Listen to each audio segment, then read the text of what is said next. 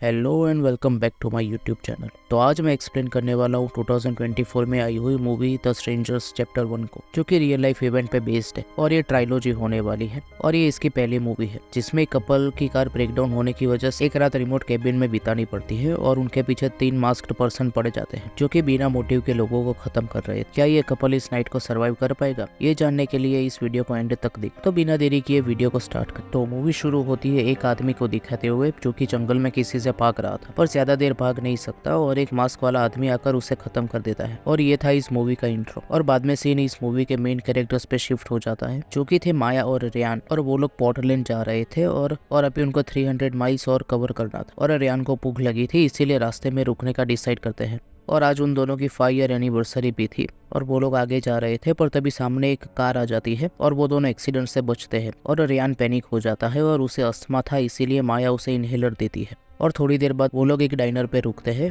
और खाना खत्म करने पर वेट्रेस से रास्ता पूछते हैं। और उसके बाद रेयान कार स्टार्ट करने की ट्राई करता है पर कार स्टार्ट नहीं होती। तभी उसके पास रूडी आता है जो कि मैकेनिक था और वो उनकी कार चेक करता है और उसके पास डैमेज पार्ट नहीं था और कल सुबह ही ला सकता था और तब तक यहाँ एयरबीएनबी में रह सकता है। पर रेयान उनका प्लान समझ चुका था क्योंकि उसी मैकेनिक ने उन दोनों को डाइनर में जाते हुए दिखा था और वो लोग उसे स्कैम करने की ट्राई कर रहे हैं। चलो कोई तो स्मार्ट है इस मूवी में। पर माया को लगता है कि कार सच में खराब हो चुकी और माया के कहने पर वो दोनों वहां पर रुक जाते हैं। और शैली की शिफ्ट खत्म होने वाली थी, इसीलिए वो कहती है कि 10 मिनट के बाद वो उन दोनों को होटल तक छोड़ सकती है। और 10 मिनट के बाद शैली उन दोनों को जंगल के बीचों बीच एक कैबिन में ले जाती है। अंदर जाने पर रेयान फ्रिज में बियर रखने जाता है पर फ्रिज बंद था और ये बात माया को कहता है। पर तभी माया को फ्रिज पे एक नंबर था जिसपे कॉल कर सकते थे अगर कोई दिक्कत हो तो। और माया उसी पे कॉल करने बाहर जाती है और ऐसा लग रहा था कि कोई माया को देख रहा है, पर माया मैसेज ड्रॉप करके अंदर चली जाती है। उसके बाद वो दोनों अपने कार्यक्रम में लग जाते हैं पर तभी केबिन का दरवाजा नॉक होता है और ऐसी सिचुएशन में क्या करते हैं,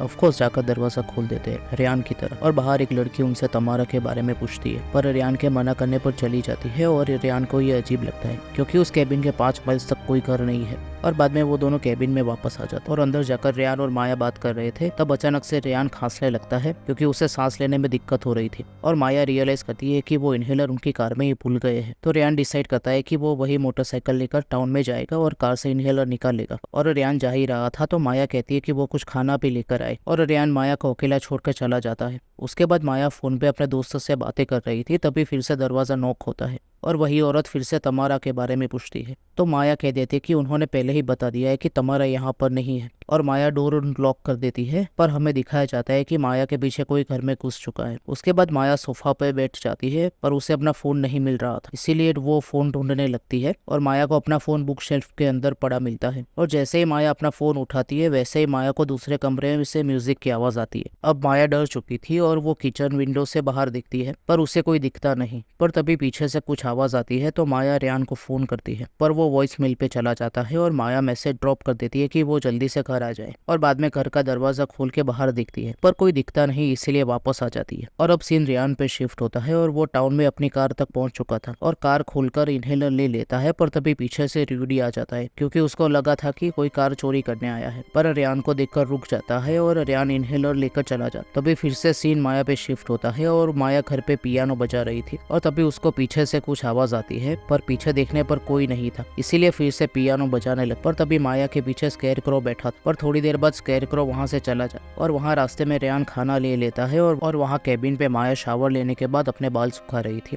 पर तभी केबिन की लाइट्स चली जाती है और माया स्विच बोर्ड ढूंढ रही थी पर तभी उसको एक लड़की दिखती है, इसीलिए वो डर के भाग जाती है और एक रूम में छुप जाती है। पर तभी उसी दरवाजे के बाहर कोई आके खड़ा हो जाता है और दरवाजा खोल देता है पर वो रेयान था और माया उसको बताती है कि कोई घर में घुस आया है। तो रेयान कहता है कि पहले वो फ्यूज बॉक्स ढूंढने जाएगा और उसे नीचे कोई भी नहीं दिखा। पर माया कहती है कि उसे पता है कि फ्यूज बॉक्स कहाँ पर है और वो दोनों नीचे चले जाते हैं। रेयान की लाइट्स ऑन करने पर माया कहती है कि उसने मास्क पहने कुछ लोगों को देखा, पर रेयान उसका यकीन नहीं करता क्योंकि उसी वॉल के सामने एक पिक्चर थी और माया ने उसको ही देखा होगा। और तभी फिर से मेन डोर नॉक होने की आवाज आती है जिससे रेयान गुस्से में डोर खोल देता है और बाहर उसे वही लड़की खड़ी दिखती है। तो रेयान उससे बात करने चला जाता है पर रेयान जैसे ही नजदीक जाता है वो भाग जाती है। फिर रेयान और माया अंदर आकर खाने लगते हैं और रेयान कहता है कि अगर कल तक उनकी कार ठीक हो गई तो वो दोनों रात तक बेकर सिटी पहुंच जाएंगे। तभी ऊपर से कुछ गिरता है तो वो दोनों ऊपर देखते हैं तो उन्हें वहां पर मरा हुआ चिकन मिलता है, जिससे डरकर वो दोनों सारे विंडोज और डोर बंद करने जाते हैं। पर तभी स्कैरक्रो मेन डोर को एक्सेस से तोड़ देता है और अंदर आ जाता है। इसीलिए वो दोनों बेडरूम में जाकर छुप जाते हैं और बेडरूम के डोर को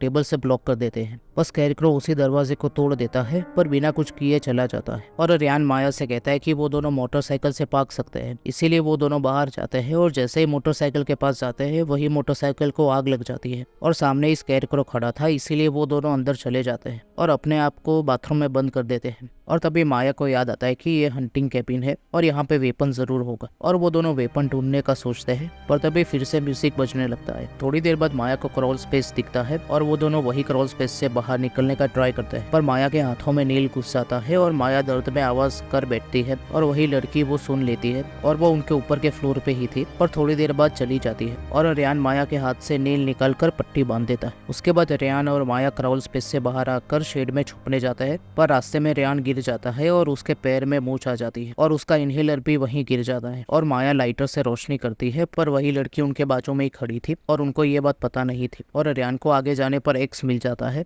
पर उसके पैर की मूंछ की वजह से वो ज्यादा देर तक खड़ा नहीं रह पाता। इसीलिए वो थोड़ी देर के लिए बैठ जाता है और थोड़ी देर बाद ऊपर देखने जाता है और उतने में वही लड़की माया के सामने आ जाती है और डर कर माया विंडो के पास गिर जाती है और स्कैरक्रो माया को पकड़ लेता है और तभी रियान शॉटगन उस पे चला देता है जिससे वही लड़की भाग जाती है और बाद में दोनों बाहर आते हैं और रियान को पोर्च पे कोई खड़ा हुआ दिखता है और रियान उस पे शॉटगन चला देता है पर उसके चेहरे पर कोई मास्क नहीं था। इसीलिए वो दोनों समझ जाते हैं कि ये स्कैरक्रो नहीं है और माया को लगता है कि शायद उन्होंने इस केबिन के ओनर को ही खत्म कर दिया है और इसी वजह से रियान सदमे में बैठ जाता है। पर थोड़ी देर बाद उनको कार कीज दिखती है और इसीलिए वो दोनों वही कीज लेकर कार के पास जाते हैं और कार स्टार्ट करने जा रहे थे तभी स्कैरक्रो अपनी कार से उन्हें टक्कर मार देता है और स्कैरक्रो ऐसा लगातार करता है और इसी की वजह से माया तो बाहर निकल जाती है पर रियान का पैर कार में फंस चुका था। इसीलिए वो बाहर निकल नहीं पाता और माया को आगे जाने को कह देता है और माया के जाने के बाद रियान शॉटगन निकाल के स्कैरक्रो को मारने ही वाला था पर स्कैरक्रो कार में से गायब हो जाता है। पर थोड़ी देर बाद रियान की कार पे एक्स से हमला करने लगता है और रियान की गोली चलाने पर स्कैरक्रो भाग जाता है और रियान जैसे तैसे करके अपना पैर वहां से बाहर निकाल लेता है और कार की विंडशील्ड तोड़कर बाहर आता है और तभी सीन माया पे शिफ्ट होता है और उसके पीछे वही लड़की लग चुकी थी और माया ब्रिज के नीचे जाकर छुप जाती है